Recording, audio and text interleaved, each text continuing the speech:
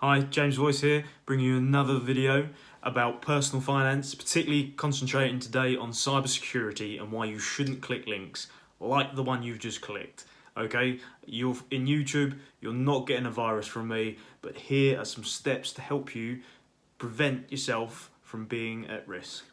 Okay, so as a rule, don't click links.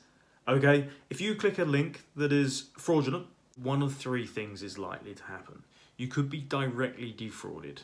Okay, what they do is they ask you to click a link to update your bank details. Quite often, it's a case of saying this service has stopped working because your bank details have been blocked or changed or have expired. Okay, I often get one from Netflix, and I'll use that as my example. Okay, what they do is that link doesn't take you to Netflix. That takes you to a different website that they've created. Okay, they might take your money directly as you enter in your new bank details or your card details. They might take money directly from that, and you may think it's Netflix when it's not, or they may capture those details and use those on other websites and defraud you that way. Okay, the second way they can get you is by sending a link that either contains malware or viruses or automatically downloads. Now, you've just got to be very wary. It can happen. You've got certain malware, or you should have malware and virus protection on your computers and your other devices, so make sure you've got those in place. When you're dealing with internet banking, it's very important that you have these things in place. You know, you need to make sure that you are looking after your money in terms of security.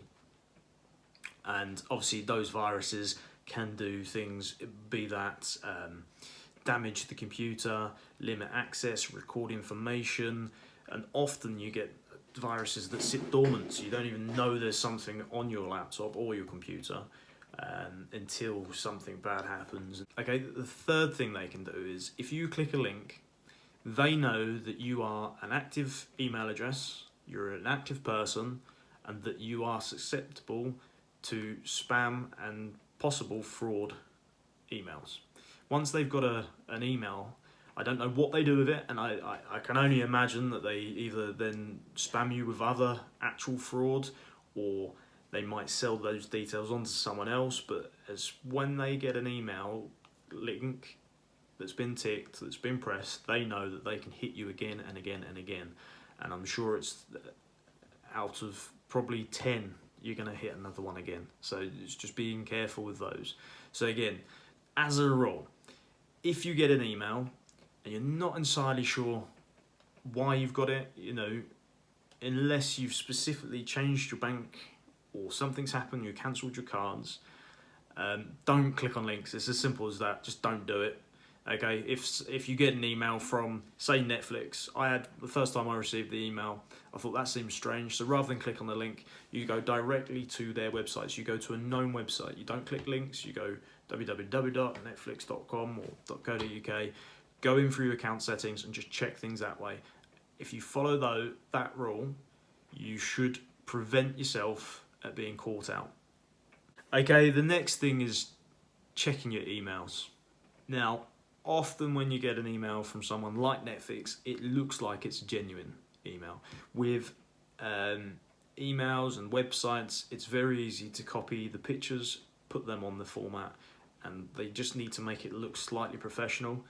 Now, you can spend ages just looking through emails and just checking to see if all the details add up. Again, follow the main rule, just don't click the links. But the other way to look at this is if you click on their name. So when you get an email, it comes up and it will say Netflix. If you click on that, it shows you the underlying delivery or email address.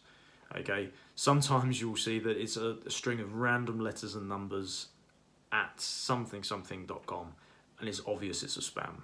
Okay, other things, they're getting quite smart. They might put a simple spelling mistake in there. They might put 2 L's in Netflix. They might put CKS instead of X. So again, just double check the emails, and you'll soon pick up, when you spot one, you'll soon pick up how easy it is to sort of get misled by not looking at the underlying email address. So it's important to do that. One thing that was never really taught to me until I sort of started working in finance is often you'll get emails or PDFs with people's bank details to make payment for certain things, be that a car or anything else you purchase that isn't necessary through card or through PayPal or anything like that. It's mainly bank transfers.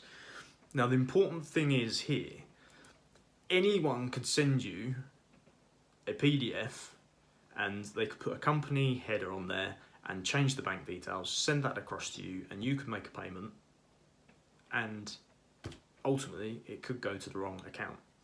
Okay, if you're expecting to make a payment, it is good practice to ring up someone or email, however your normal communication is with that company or that person, speak to them directly and get them to confirm the bank details that you've been sent. So it could be that someone has changed them and you are just double checking. If you speak to someone that you know, someone that you can verify with independently of the original email with the PDF in it, with the bank details, then that's the way to be safe. Now, this happened, we bought a new car recently. I got an email from the garage that we bought the car from saying these are the bank details, please can you make payment. Now, I had a look at it and they had the headed company name at the top, but the bank details looked of a poorer quality than the rest of the email. So for me, that flagged up a bit of an issue. Thing is, when we paid the deposit, that was via an online portal and it took it via card. So I rang up the company and said, this is strange, I wasn't expecting a bank transfer request. Can we not do it by the secure card payment that you've already received, you know, the same way as the deposit? And they said, no, because of the value, it has to be a bank transfer. I was like, fine. Okay, can I speak to someone else other than the person that sent me the email just to independently verify the bank details? So I went through, I got them to read out their bank details. So what I would do is you either get them to read the details out and then you just confirm them and say, yep, that's fine, and just check them back to what you've been sent, or you give them the first 4 numbers and they give you the last numbers. Something like that, just so that you're not giving them all the information, they just go yes. Okay, so it's important. When I rang up the garage, they were happy to confirm the numbers. I spoke to someone else, they gave me exactly the same numbers, confirmed that the account number and name was also correct, and so then I was happy to make a payment. So another thing you can do to help prevent yourself on that is if you're sending a large value of money for whatever reason, especially if you're sending some money to an individual or a small company, quite often they can check their personal bank or their business account online and it's quite quick. So what you can do is you can do a penny test. So a penny or a pound, however much you want to send. What I would suggest is enter in their details and send a small amount of money, get them to confirm they've received that. Once they've received that, then you can send the full amount that you owe them. Particularly sums over more than a couple £100, you know, when you're starting to look at transferring thousands of pounds, that's something you ought to do, including bank accounts, because it's too easy to make a little mistake. If you send it to a bank, generally they are better. You can then contact them, say, look, I've made a mistake, can we get this money back? But with individuals, I don't know where we stand legally, but you just don't want to be making those mistakes. So it's important you just do a verification or a penny test, as we call it.